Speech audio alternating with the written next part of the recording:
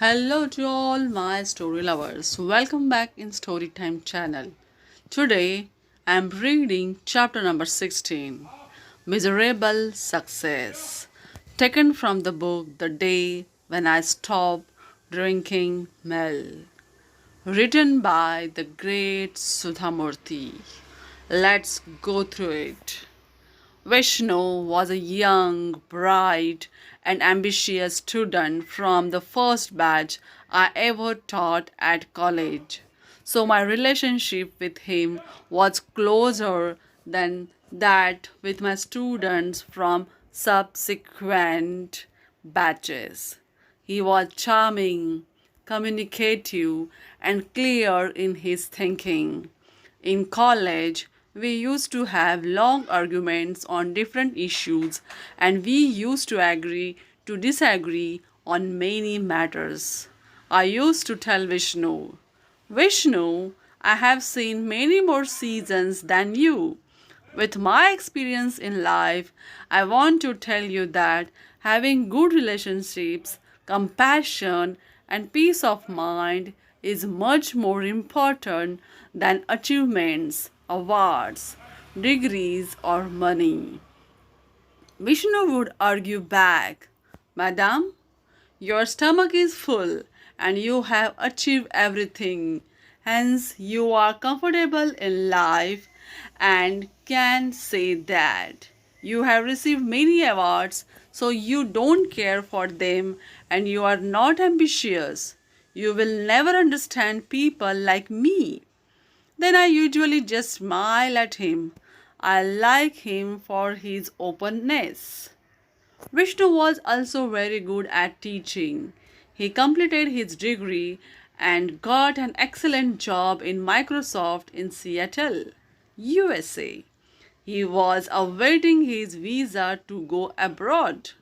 I told him to teach at my college while he was waiting. Whenever I could not attend the laboratory sessions, I told him to take charge of the junior lab and be my substitute. He became very popular with the students. I asked Vishnu, you are very good at teaching. Why don't you seriously thinking of becoming a professor? He said, my monthly salary in the USA is more than a teacher's annual salary here. Why would I want to become a professor? Vishnu, don't be so rude. A teacher is not respected for the salary but for his or her knowledge and teaching. If you don't respect the teaching profession, that is fine, but don't make such a comparison. Soon Vishnu left the country on his new assignment. Many years passed. A decade rolled by. My students, who were once young, were now middle aged, and I had gone from middle age to old age. One day, my secretary told me that someone called Vishnu wanted to meet me. By this time, I knew many Vishnus and was not able to place him at once. She said that he was a student from my first batch of students. Now I recognized him instantly and told her to set up an appointment. After all, old wine, old memories, and old students are precious in life. On the day of the appointment, Vishnu walked in right on time. He had less hair than before, and some of them were grey. He had put on weight. He was wearing an expensive shirt, and there was a platinum diamond ring on his finger. But alas, his face was like a dried tomato. There was not a trace of enthusiasm on it. On the contrary, I could see some lines of worry on his face. He sat in front of me, and I ordered him a cup of tea. Vishnu looked at me and said, Madam, you look really old now. I smiled and said, Time and tide will wait for no one. but he did not smile back. How are you, Vishnu? I asked. I haven't met you for 15 years. It is very nice of you to remember your old teacher and come to see me. Where are you? What are you doing now? Are you still with Microsoft? No, madam. I left Microsoft after 3 years, replied Vishnu. No wonder people say that if someone stays in a software company for more than 3 years, he is a loyal person. He did not respond to my joke. So, where are you now? I asked again. I own a company in Singapore. 200 people work for me. We make very good profit. I felt Vishnu's voice had that pride of achievement which was very natural. So you have settled in Singapore? Not really. I come to India quite often because of work.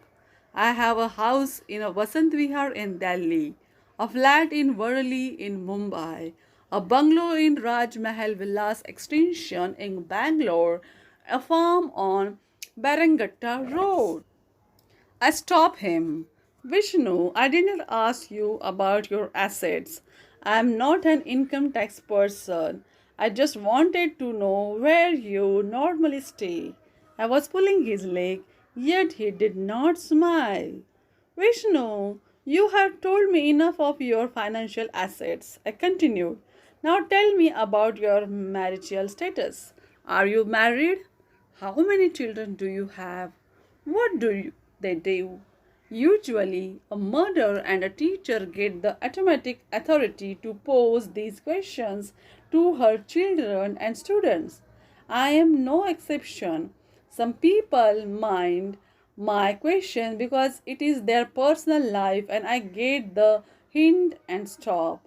But most people happily tell me about their life. Yes, I am married. I have an 8-year-old daughter, he said. Vishnu pulled out his wallet and showed me his family photo. When he was in college, he used to go out with Bhagya, a girl junior to him. But the lady in the photograph was different. She was stunningly beautiful, like a model, and his daughter was cute. I felt that his life was a picture perfect postcard. He was successful, rich, had a very pretty wife and a daughter. What else can we want in a life? With this kind of success, he should be very happy and enthusiastic, but he was not. I did not know the reason, but I knew that he would tell me. I stopped talking and allowed Vishnu to speak. Slowly, Vishnu opened up.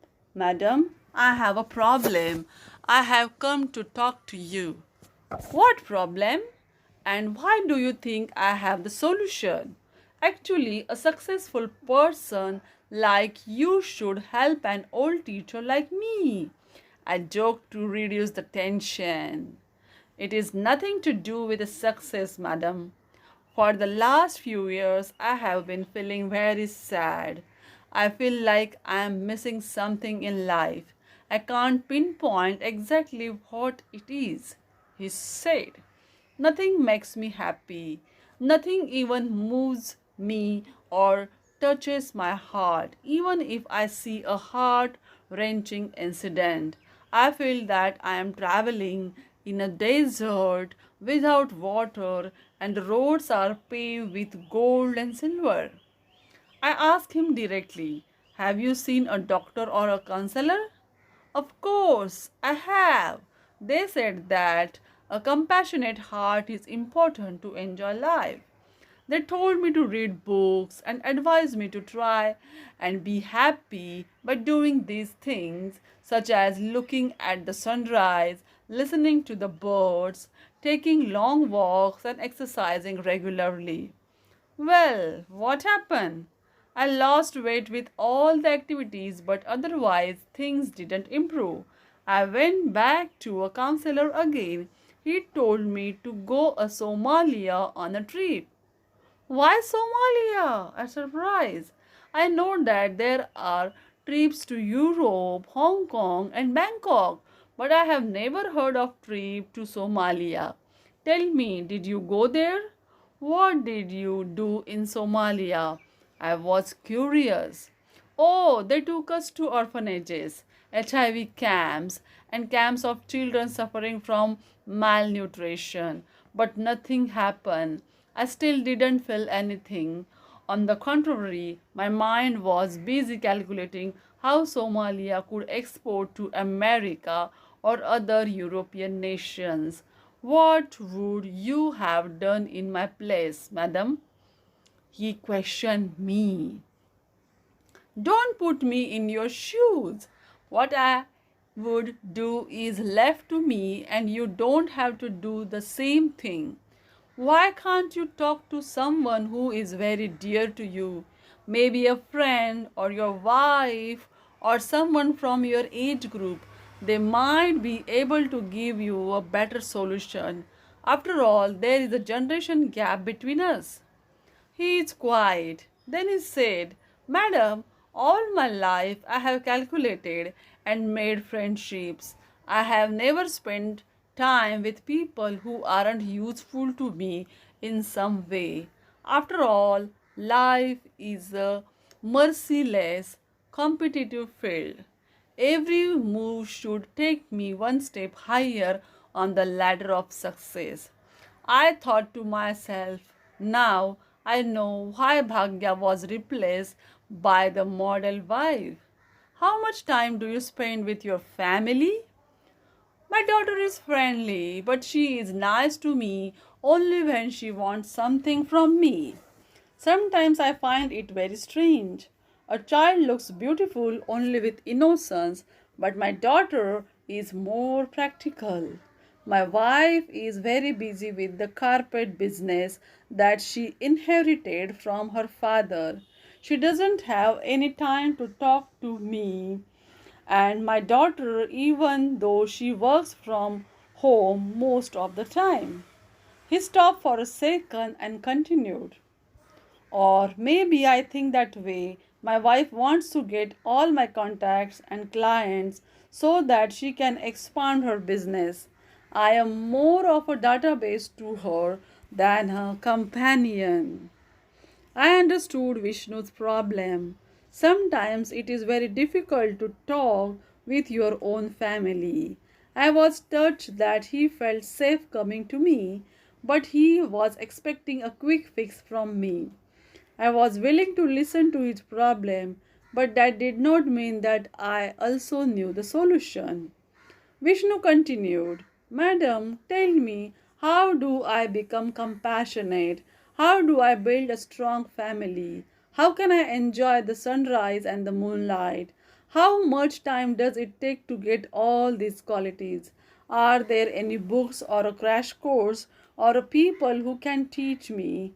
I don't care about the course, but it shouldn't take months together. I was shocked by his approach.